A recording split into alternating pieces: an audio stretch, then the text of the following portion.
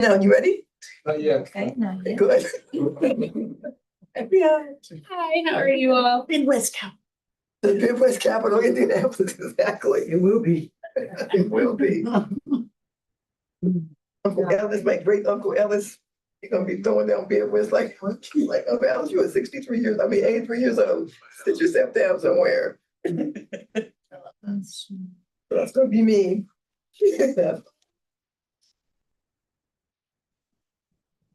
Ready? Yeah. All right, good evening, everyone. Call to attention, call the Governance and Personnel Committee meeting to order. And we do have a forum in the room, and I will start off by, I will make a motion myself to approve the minutes from the May 14, 2026 meeting. Is there a second for that? Second. A second made by the mayor of the Fairfax City, the city of Fairfax. All in, any discussion? All in favor, say aye. Aye. Any opposed, any abstentions? Thank you. We have one information item, and that is the update. It's a verbal update. There's not a written item on it. It's from Ms. Baynard, who is from Bright Woods, and the General Assembly session ended about 15 minutes ago. That's Madam Chair, thank you. I thought I would focus on the studies and additional authority that probably most impact NVTA members. Sure. And actually, most of it is for members of NVTC, because there's quite a bit of WMATA activity going on, and particularly the coming out of the budget. Okay. Yeah, well, so for example, probably the one that's not immediate, doesn't start until FY 29, but again, as you remember through DMV moves and SJ 28, our goal was to identify ongoing, sustained, predictable new funding for transit capital and transit operating. DMV moves mostly focused on WMATA. We had 4 bills that were not taken up this year, which were tax increases. General Assembly decided we were not going to do that right away. We're going to spend some time looking at some other things. But the budget does contain 2 pieces. One is a temporary piece. Once again, the General Assembly is providing $153 million. It's in FY 27, but it's for the biennium, which is the state providing additional general fund money to assist in meeting the WMATA operation subsidy for FY 27 and 28. So that piece is there. General Assembly also popped in an additional 19 million in general fund monies in FY 27 to provide some additional funding for transit statewide transit capital needs, one-time needs. Which we're sort of seeing a bit of a structural imbalance between transit capital needs statewide and what's available in the Mass Transit Fund. The third piece, which is one that I probably will continue to be discussion about. I'm sorry, go ahead. Did you have a question? No, I'll wait till the end. Okay. Is, as you recall, from DMV moves, Maryland, Virginia, and DC, there's a target number to find new, sustained, predictable, growing over time capital funding. That's what DMV moves is all about. That was what DMV moves pretty much was all about. At the end of the day, what is in the approved budget is an obligation starting in FY 29 that the members of the WMATA Compact in Virginia are obligated to fund, beginning in FY 29, 136 million. And then that goes into the WMATA Capital Fund. So that's the capital piece of it. And that is to grow each year 103%. That also led to, in the budget, as you recall, there's been quite a discussion over several years now about providing authority for local government by a referendum to, if they chose, to pursue up to a 1% local sales and use tax. That language is in the budget. In Planning District 8, however, it is greatly different. In Planning District 8, our localities may choose to, by referendum, have a local sales and use tax up to 1% that can be used for school construction and renovation and or public transportation. There's just those two, nothing else. Correct. Yeah. And that, no other region has that sort of more flexible and broader potential use. So in Planning District 8, should you as a locality choose to, at any time, pursue up to a 1% sales and use tax? Why? Why was that carved out for Planning District 8? I believe it's tied to the WMATA piece because they're adding a new funding obligation for you. And the idea is to provide at least another option that you could use to help pay for that and any other public transportation and school need you have. I mean, our jurisdictions covered by MBTA, we have OmniRide, we have VRE, we have WMATA, we have your local bus systems and your schools. So we, as Northern Virginia, were given a broader option for how to use that funding. Okay. Now that will, again, the obligation on the WMATA side kicks in FY 29. I'm sure there are going to be a number of discussions between now and then on whether this is how folks want to proceed. There's also some operating subsidy gaps we want to fix on a permanent basis. Because again, the 153 is only temporary, it's for 2 more years, much like we did in 25 and 26. So that's probably the most immediate, FY 29 is not immediate, the most consequential thing that happened on transportation at the end of the day. Take questions or comments. No, because I do. Go ahead. First of all, is transit capital only, no operation? Public transportation needs, it can be for operating or capital. I'm sorry, from the 1% sales and use tax. Yeah. Public transportation, operation or capital. You can use it on operation also. This feels a little manipulative actually, because on the one hand, it sounds like, oh, yay, giving Region 8 some more leverage to do what they want to do, and how great is that? On the other hand, it's still, these are some big responsibilities that they're given to localities to do with some flowers, right? We're gonna let you spend your own money to do what we should be doing anyway. Congratulations. So I'm sure it's couched differently, but in the end, that's what they're doing.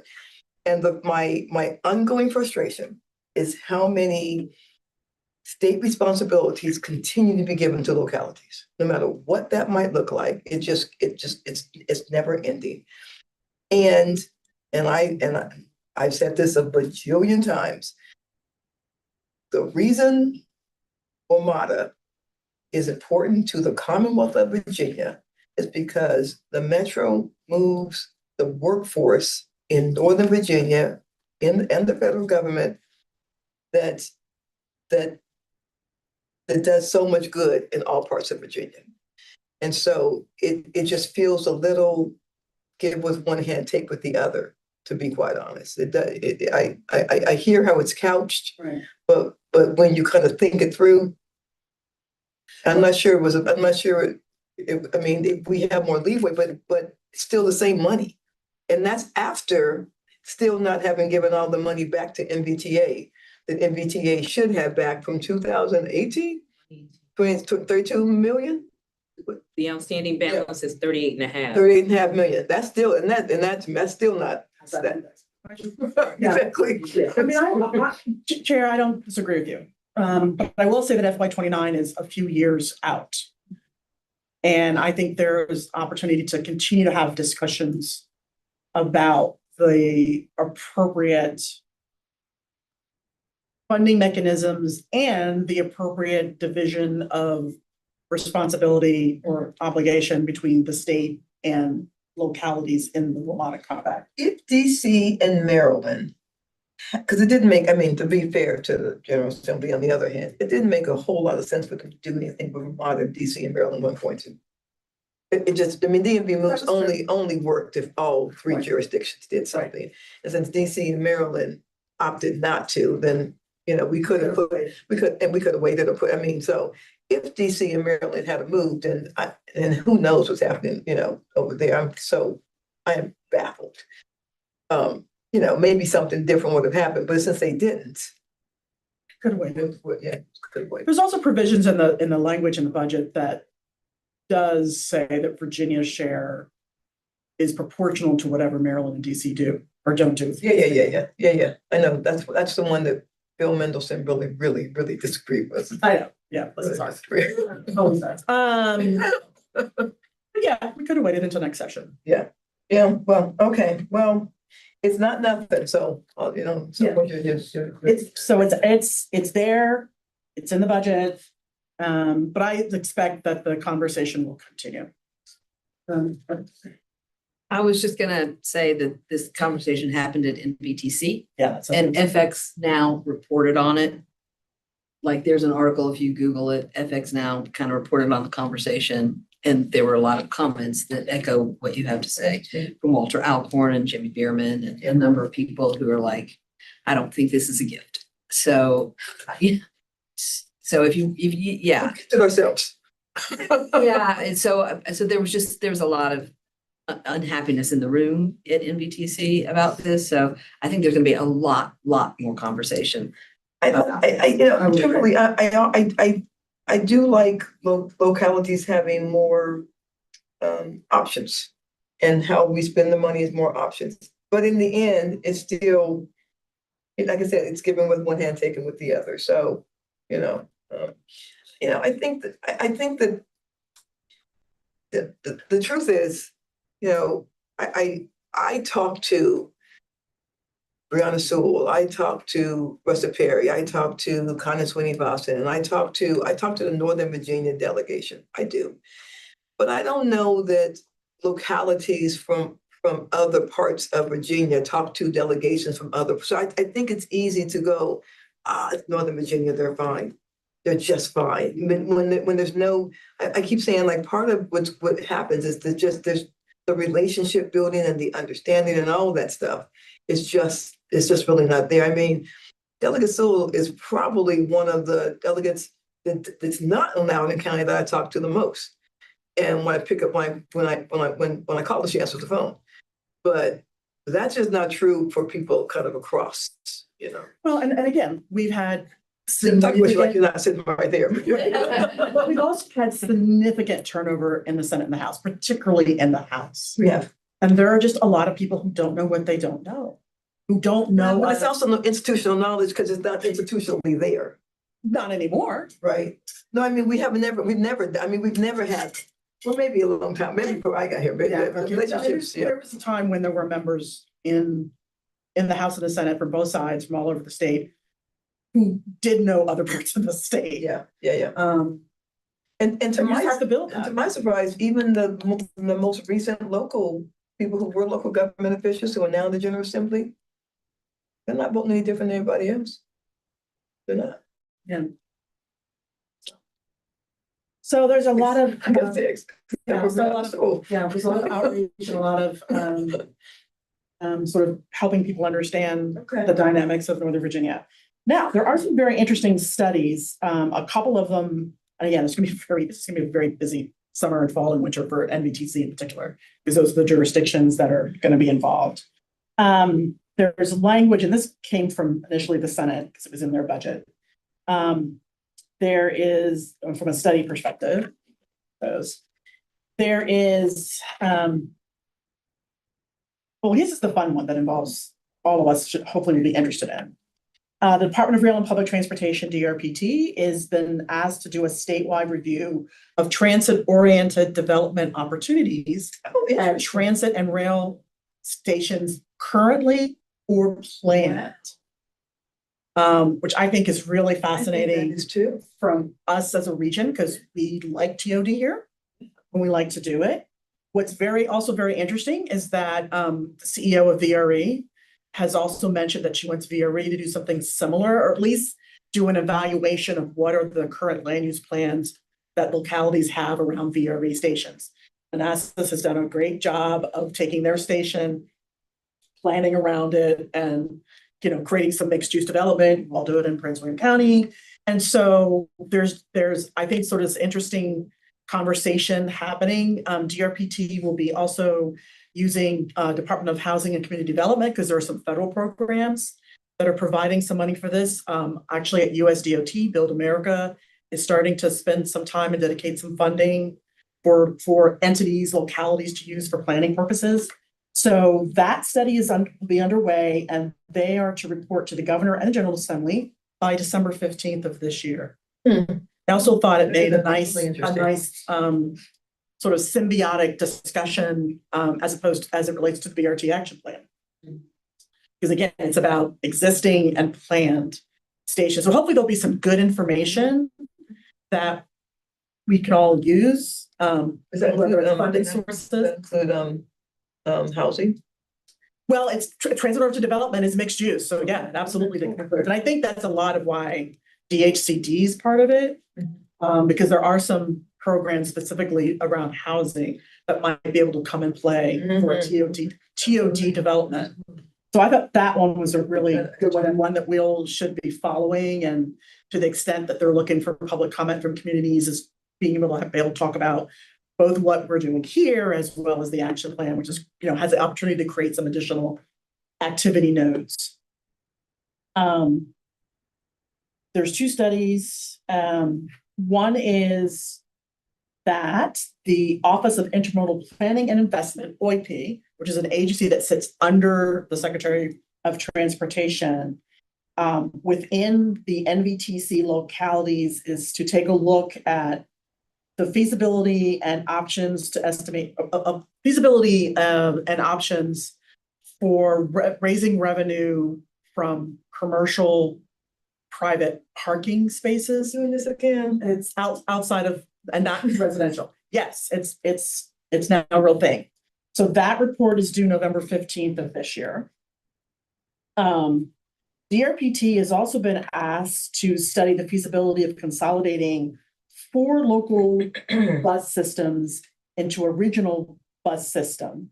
The study is to include Dash Alexandria, ART Arlington, Q Fairfax City, and Fairfax Connecticut. And that report is due to the chairs of House and Transportation committees by December 15th. So those are sort of the bigger studies. There's a national capital area, what I call the national capital area ticket and vehicle registration reciprocity study that Secretary of Transportation, I think Nick actually really wants to do this. Donahue really wants to do this. That'll involve the Secretary, the Department of Motor Vehicles, and Virginia Department of Transportation to explore some sort of reciprocity on ticketing and vehicle registration between Virginia, Maryland, and District of Columbia. And that report is due by November 1st of this year to House Transportation, Senate Transportation, House Appropriations Committee, and Senate Finance and Appropriations Committee. Can you walk me back to the parking spaces again? Sure. So we know what was proposed before. It was a little confusing. Every kind of got around. What is that? Is it the same person proposing it? And what does it look like this? What is it? Can you give me some details on that? The only there's not a lot of details. The only details is that OIP, Office of Intermodal Planning and Investments, is to study what revenue options might be available from either a percentage of parking charges or a per space basis to generate revenue out of commercial private parking spaces. Well, I only ask because so a lot of times for some commercial private parking spaces, there's already a fee on them, right? I mean, there was already, so is that a second fee on top of that? Because what people are going to do is to stop parking there. But, Preston Town Center, when they instituted Fairfax parking, parking in the garages, it killed it. They took it away. It just killed it because people are like, what? I'm trying to come spend my money. What are we doing? So if it's commercial parking already, especially a commercial parking garage, they may already have parking fees. And so what does that look like? Yeah, that could, I know in the District of Columbia, there is a sales and use tax that is applied to the charge of a parking in a parking garage. Yeah. And then it was in this, if it's the one from before, it gets paid by the owner of the property, not the person who owns the vehicle. That is not in the language. That's part of what will come out. That'll be one of the things that they'll talk about in the study. It's a very simple, it's very simple. I want you to take a look at this and determine if this is a possible revenue source. Okay, right, Full stop. all right. May push everybody on the metro, which is good too. Those of you who have Metro. Yeah, well, that took a long time. That took a long time. 60 years. Yeah. On the transit safety side, there was a language amendment that expands DRPT's ability to use existing state transit safety oversight funds to provide some enhanced safety programming. DRPT is apparently standing up a new division that is called a safety and design division within DRPT. And I know transit safety has gotten to be a really big issue across the country. So I haven't heard a lot more about that, but that popped up in the budget. And there's some additional general fund money to assist with demolition of a parking garage at Huntington Metro Station. Metro does these joint development agreements. There's RFP, or actually, I guess I can, maybe actually they've got a contract in place or agreement, that's what they call it, for Huntington, but it would help if one of the underused garages comes down. And so the state's trying to provide some help to pay for the demolition, which is also never inexpensive.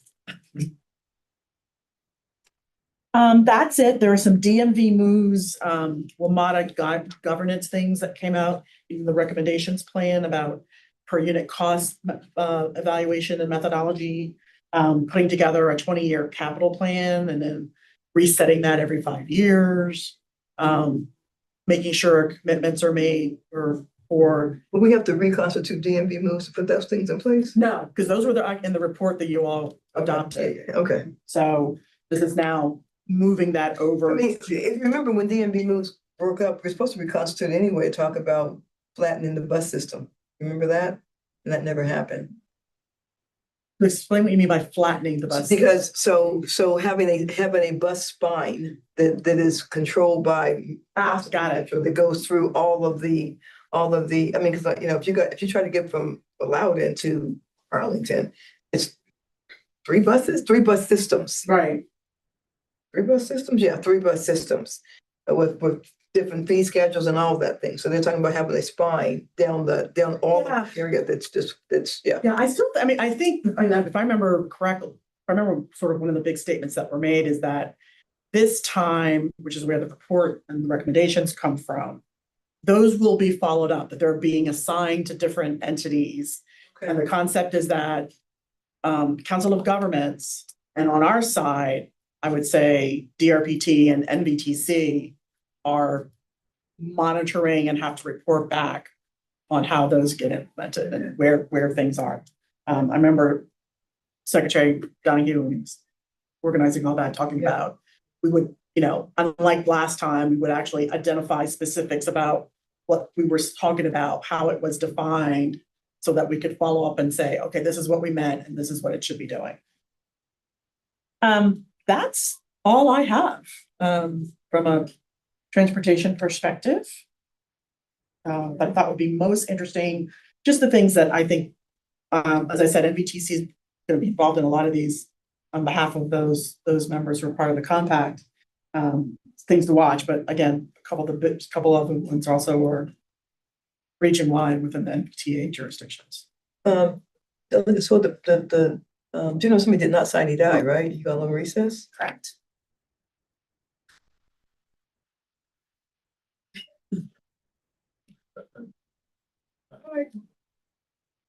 Thank you. So a lot of good work got done. For sure. Any other questions from anybody? Seeing none, we